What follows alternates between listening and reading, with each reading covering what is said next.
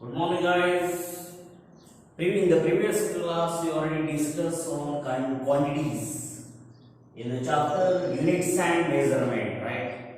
But in the next class, means in today's class, we are going to discuss on some supplementary units, okay, which was not mentioned in previous class. So, what is that? Okay. So now you know that quantities, just remind everything, right? What is quantities? And quantities divided into physical quantities and non-physical quantities, जो हमने पहले already discuss कर चुके हैं, right? What is physical quantities? ऐसी quantities which we can measure, जिसको हम measure कर सकते हैं, that is called physical quantities. And what is non-physical quantities? The quantities which we can't measure, जिसको हम measure नहीं कर सकते हैं, that is called non-physical quantities. Now, in non-physical quantities हमने ये भी देखा था कि कौन सी चीजें हैं, जैसे जो measure नहीं कर सकते, for example, उसमें आता है इमोशन, हैप्पीनेस, मैंने बोला था सॉरनेस, व्हाटएवर, ये सब चीजें non-physical में आती है, जिसको हम measure नहीं कर सकते. बट जिसको मेजर कर सकते हैं दैट इज फिजिकल क्वांटिटीज. बाद में अपन ने उसके बाद नेक्स्ट पोर्शन में अपन ने ऑलरेडी देखा था what is fundamental quantities and what is derived quantities. Fundamental quantities means those quantities which does not depend on any quantities, वो किसी क्वांटिटी पे डिपेंडिंग नहीं है, that is called fundamental quantities. In this fundamental quantities अपन ने क्या क्या देखा था? Length, mass, temperature fundamental quantity में देखा था. आफ्टर दैट अपन ने देखा था luminous intensity. Okay, after that उसके बाद भी अपन ने देखा था उसमें क्या, लुमिनस इंटेंसिटी के बाद what we are current, electric current, amount of substance, ये सब चीजें अपन ने फंडामेंटल क्वांटिटीज में देखा था कि which does not depend on any other quantities. Now what is derived quantities? वो भी अपन ने डिस्कस किया था. The quantities is based on fundamental quantity. जो क्वांटिटी फंडामेंटल क्वांटिटी पे बेस होता है that is called derived quantities. Upon last time बताया था, फॉर एग्जांपल अगर मुझे इसका मास मेजर करना है या length measure, for example mass measure करना है डस्टर का, अगर मुझे इसका मास मेजर करना है तो मैं इसका लेंथ क्या है इससे मुझे कुछ मतलब नहीं रहेगा. मतलब इसका मतलब ऐसा है कि मास क्वांटिटी लेंथ पे डिपेंडिंग नहीं है. तो अगर कोई क्वांटिटी दूसरी क्वांटिटी पे डिपेंड नहीं है तो फिर वो मास क्वांटिटी किसमें आएगा? मास क्वांटिटी आएगा फंडामेंटल क्वांटिटीज में. ओके, बट अगर मैं लेता हूं वेलोसिटी, वेलोसिटी जो अपन ने प्रीवियस पोर्शन में एक्सप्लेन किया था, क्लास में एक्सप्लेन किया था, velocity is called derived quantities. Why this is called derived quantities? क्यों बोलते हैं उसको? Because that is derived from fundamental quantity से वो derived होता है. इसका एग्जाम्पल भी अपन ने देखा था. वेलोसिटी का फार्मूला है displacement upon time, displacement upon time. Okay, so displacement का जो यूनिट है वो रहेगा length, and length unit, sorry we are talking about unit, तो रहेगा मीटर, and time का यूनिट रहेगा second. so now displacement upon time is equal to metre पर सेकंड, इसलिए वेलोसिटी का यूनिट बनता है मीटर पर सेकंड, राइट. तो डिस्प्लेसमेंट वाली जो क्वांटिटी है वो आप लेंथ मेजर कर रहे हैं, और टाइम में तो डेफिनेटली उसका यूनिट सेकंड है, तो यूनिट बनता है मीटर पर सेकंड. कि m जो है वो भी फंडामेंटल क्वांटिटीज में आता है, फंडामेंटल यूनिट्स में आता है, और यस टाइम वो भी आता है फंडामेंटल क्वांटिटीज में और फंडामेंटल यूनिट्स में वो मेंशन होता है. So now velocity is called derived quantities. उसके बाद अपन ने और एग्जांपल देखा था density. What is mean by density? Mass per unit volume, mass per unit volume. Mass fundamental quantity पे बेस है, वॉल्यूम का फार्मूला लेंथ का क्यूब आएगा. So definitely depending on fundamental quantities, so that quantities which depend on another quantities that is called as derived quantities. ये अपन ने पहले portions में देखा था. तो आज अपन क्या डिस्कस करने वाले हैं? Today we are going to discuss a new topic that is called supplementary units beside those units, fundamental quantities, और दो quantities है, दो units है कि जिसको supplementary units बोला जाता है, उसमें दो supplementary units है. One is plane angle, it is represented by theta, and second one is solid angle, which is represented by omega. This sign, omega sign, okay, ये जो साइन है उसको ओमेगा का साइन बोलते हैं, इसको ओमेगा बोलते हैं. ओके, इसको पढ़ते हैं omega. And this is theta, ये तो आपको पता है, that's theta. Okay, so now plane angle and solid angle, those units called as supplementary units इसको बोला जाता है. तो ये सप्लीमेंट्री यूनिट्स में एक्चुअली है क्या? तो जनरली प्लेन एंगल, ये जो कंसेप्ट है that is related to two dimensional geometry. Two dimensional geometry मतलब क्या? फॉर एग्जांपल, अगर मेरे पास दो मार्कर है, ओके, सो एक वन साइड हो गया और एक दूसरा साइड हो गया. ओके, अगर मैं इन दोनों के बीच में का एंगल फाइंड कर रहा हूं, मींस ये जो स्ट्रक्चर है वो टू डायमेंशनल स्ट्रक्चर है. अगर टू डायमेंशनल स्ट्रक्चर में इसका मैं एंगल फाइंड कर रहा हूं, that is included in plane angle. Means plane angle जो बोलते हैं अपन, जो पहला यूनिट अपन फाइंड आउट कर रहे हैं सप्लीमेंट्री यूनिट्स का, उसमें 2D इमेजेस या टू डायमेंशनल ज्योमेट्री के बारे में डिस्कस किया गया है, that is in plane angle. What about solid angle? इसमें 3D इमेज, जो भी कुछ चीज 3D फॉर्मेट में है, मैं एक सर्कल ड्रॉ कर रहा हूं, that is called two dimensional, जिसमें मैं रेडियस निकाल सकता हूं, व्हाटएवर वो फाइंड आउट कर सकता हूं, दैट्स प्लेन एंगल. बट अगर मैं एक टोटल स्फीयर निकाला, स्फीयर, अर्थ का स्ट्रक्चर स्फीयर जैसा, राइट, तो अगर मैं स्फीयर का बात कर रहा हूं तो that is called solid angle. Means अपन ऐसे बोल सकते हैं plane angle depending on two dimensional geometry 2D, okay, and solid angle depending on 3D. ये टू डायमेंशनल ज्योमेट्री है प्लेन एंगल की, और सॉलिड एंगल की जो ज्योमेट्री रहेगी दैट इज 3 डायमेंशनल ज्योमेट्री रहेगी. तो व्हाट इज प्लेन एंगल? पहली चीज है कि व्हाट इज प्लेन एंगल. तो उसके लिए मैंने उसका डेफिनेशन देखो आपको यहाँ पे वर्कआउट किया है कि what is plane angle, which is denoted by the theta, and the definition is very simple. The ratio of the length of the arc of a circle.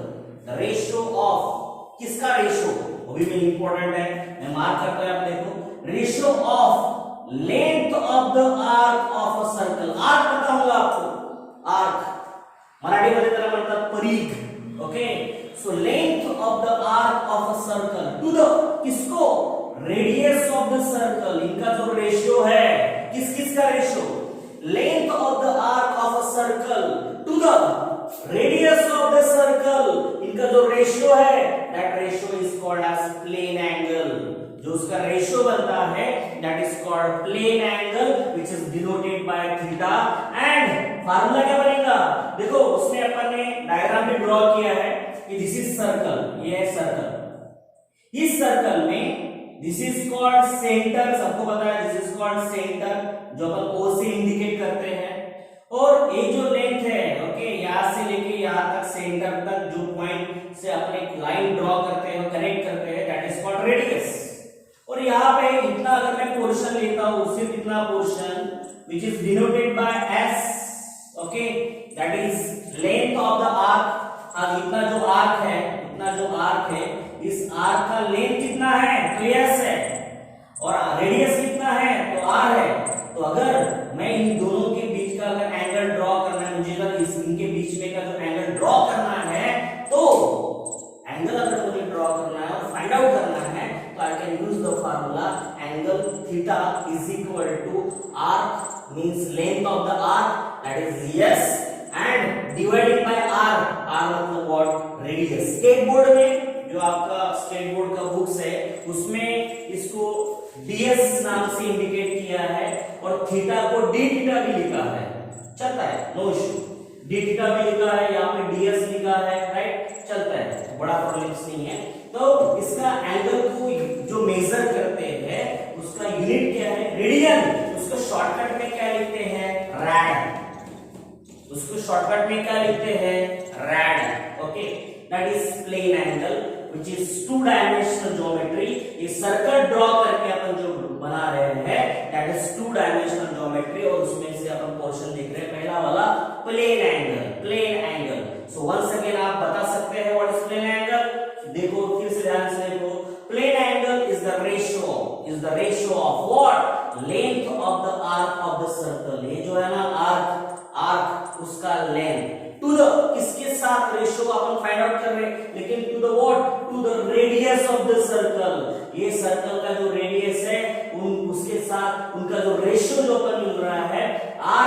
The radius, इनका जो ratio है that is called angle, और उसको अपन बोलते हैं plane angle कि जिसका यूनिट है रैड। उसको कैसे मेंशन किया जाता है, the angle theta in the radian denoted by theta radian, इसको ऐसे भी इंडिकेट किया जाता है थीटा रेडियन, ऐसे भी उसको इंडिकेट किया जाता है या डिनोटेट किया जाता है that is theta radian, right. Now second topic, what is solid angle.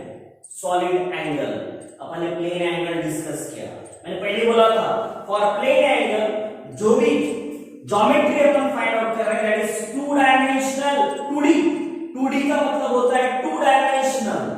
Now solid angle देख रहे हैं, now when we are talking about 3 dimensional geometry, तो उसमें जो एंगल बन रहा है that is called solid angle and which is denoted by the sign omega. मैंने फिर से बोला था कि ये जो साइन है that is called omega, okay. So now how, so उसके लिए मैं एक स्ट्रक्चर निकाला जस्ट लाइक दैट, बट अभी एक प्रॉब्लम ये है कि अभी ये 2 डायमेंशनल नहीं है, 3 डायमेंशनल है। 3 डायमेंशनल होने की वजह से ऐसा इंडिकेट करो कि आपके पास एक भरा हुआ स्फीयर है, होलो स्फीयर और भरा हुआ स्फीयर में डिफरेंस है। एक पकड़ लो कि एक कंप्लीट ऐसा स्फीयर अपने पास था, स्फीयर अपने पास था कि ये सर्कल है बट ये 3 डायमेंशनल तो अपन ड्रॉ नहीं कर सकते, बट इंडिकेट करो कि दिस इज 3 डायमेंशनल स्फीयर। एक केक का बना है, केक पूरा केक का बना है, ओके। और फिर उसमें से मैंने ऐसे एक पोर्शन निकाल लिया, जो सेंटर से मैंने ऐसे पोर्शन बाहर निकाल लिया, तो ऐसा इंडिकेट करो कि ये पोर्शन है, मैंने बाहर निकाल लिया। अभी क्या निकालने के बाद जो स्ट्रक्चर ऐसे एक स्ट्रक्चर क्रिएट हो जाएगा, ओके। तो this is that type of structure जिसमें ये जो सरफेस है, सरफेस जो है उस स्फीयर का, ओके, ऊपर का surface which is indicated by A, उसको मैं A से इंडिकेट कर रहा हूँ सरफेस एरिया, और डेफिनेटली वो सरफेस से लेके सेंटर तक जो एक अपन लाइन ड्रॉ कर रहे हैं तो उसको अपन तो बोलेंगे रेडियस। डेफिनेटली वो स्फीयर है, कंप्लीट स्फीयर है, सॉलिड स्फीयर है, और उस सॉलिड स्फीयर में ये जो अगर मैं पॉइंट अगर ज्वाइन करता हूँ दैट इज कॉल्ड रेडियस, ये हो गया रेडियस। तो अभी क्या, अगर दोनों में सेम है, थोड़ा सा डिफरेंस क्या है, इसमें आर्क लिया है तो इसमें सरफेस एरिया लिया है, ओके।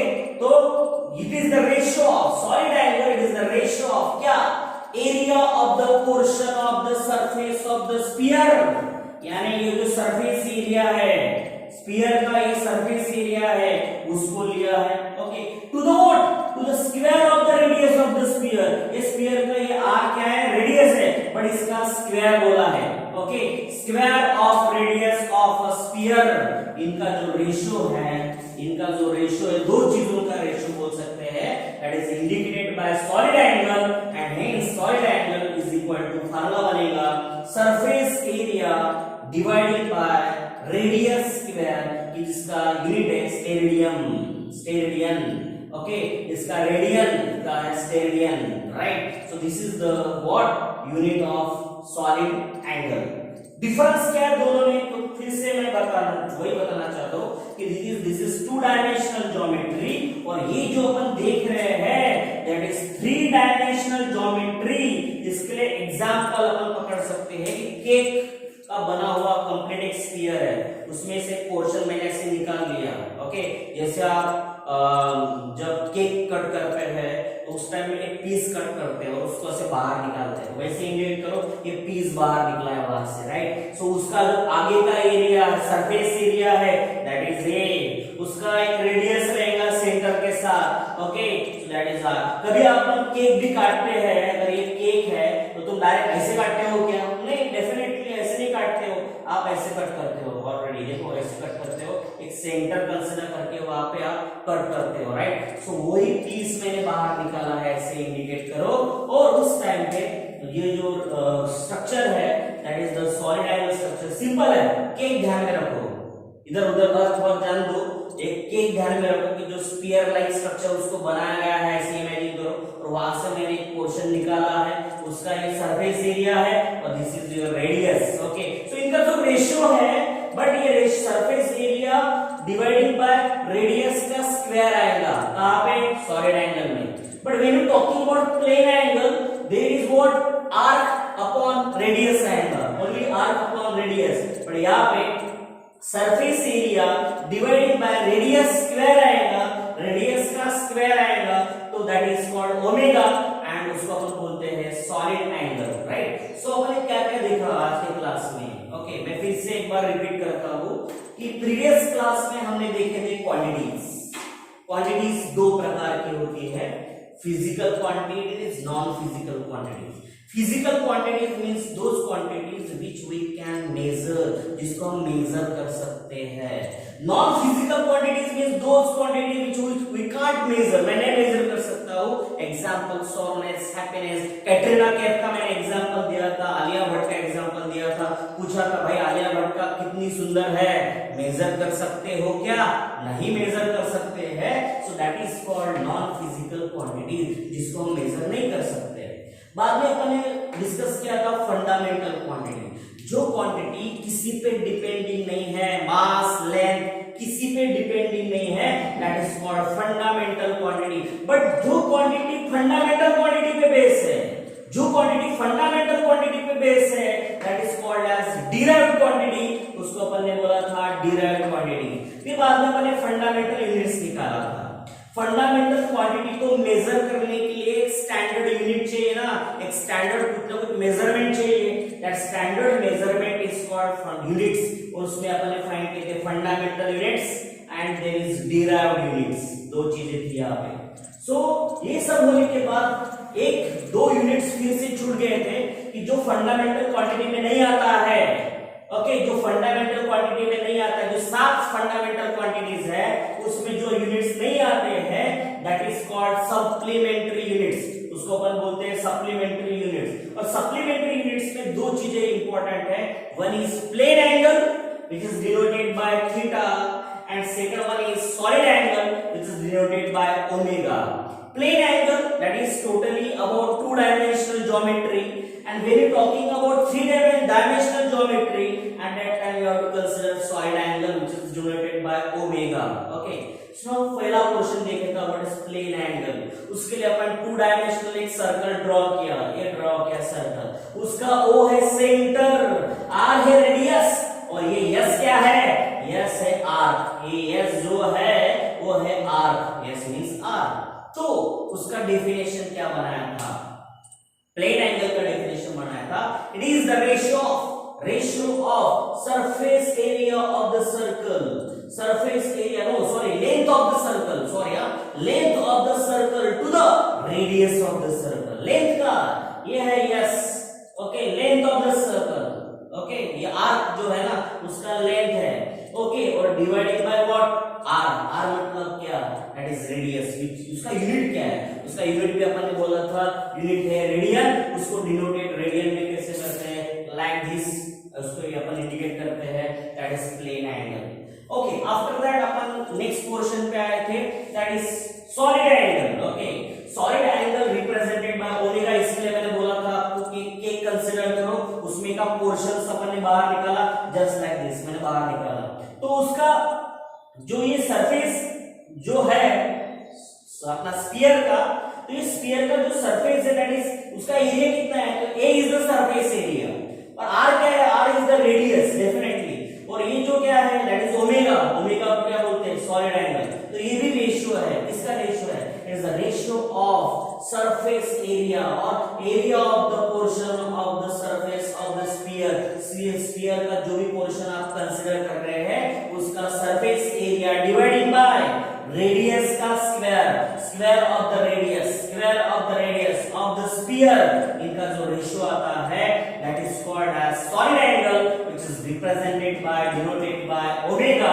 ओमेगा से अपन रिप्रेजेंट करते हैं, बट ध्यान में रखो कि this is two dimensional, this is three dimensional. यहाँ पे एक सर्कल ड्रॉ करना है जहाँ पे arc per unit radius, arc per unit radius, यहाँ पे क्या लिखा है area, surface area of the sphere dividing by what, dividing by radius square, radius square. यहाँ पे रेडियस, यहाँ पे रेडियस स्क्वायर, यहाँ पे आर्क का लेंथ, यहाँ पे क्या है सरफेस एरिया, दोनों में डिफरेंस महसूस करो, right. So this is plane angle, this is solid angle, right. So ये सब चीजें यहाँ पे आती है। नाउ थर्ड पोर्शन जो कैलकुलेशंस में यूज होने वाला है, जो हम इन फ्यूचर यहाँ पे जो प्रॉब्लम्स आने वाले हैं उसमें लेने वाला है प्रणल, PRN। What is long form of प्रणल? प्रणल का लॉन्ग फॉर्म है पॉजिटिव साइन। अगर पावर पॉजिटिव है तो डेसिमल जो रहेगा दैट गोज व्हाट, कहां पे जाएगा? राइट हैंड साइड में। और नेगेटिव पावर रहेगा तो दैट हो जाएगा लेफ्ट हैंड साइड में। जैसे फॉर एग्जांपल मैं एक वैल्यू लिखता हूं, ये आगे में इसका न्यूमेरिकल्स है, उसमें वो आना चाहिए, उसमें कैलकुलेशन जमना चाहिए। सो ऐसे एक वैल्यू है, okay, into 10 to the power 1 ऐसा है। तो कुछ लोगों को डेसिमल शिफ्ट करने में तकलीफ आती है, डेसिमल। तो उसके लिए ये अपन रूल यूज करते हैं PRN, जो अपन खुद फाइंड आउट किया है। P for positive sign, N for negative sign.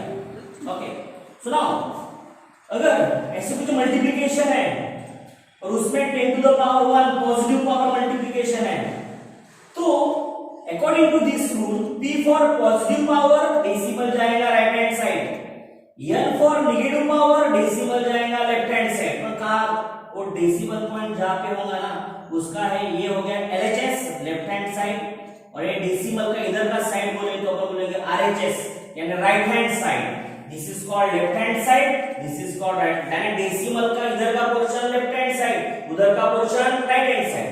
अभी 10 टू द पावर 1 है तो पॉइंट कहां पे जाएगा? +1 है, पॉजिटिव 1 है, पॉजिटिव 1 होगा तो डेसिमल जाएगा right hand side, right hand side जाएगा। मतलब ये जो डेसिमल है ऐसा बनेगा 92.3। व्हाट? 92.3 10 टू द पावर चला जाएगा। क्यों?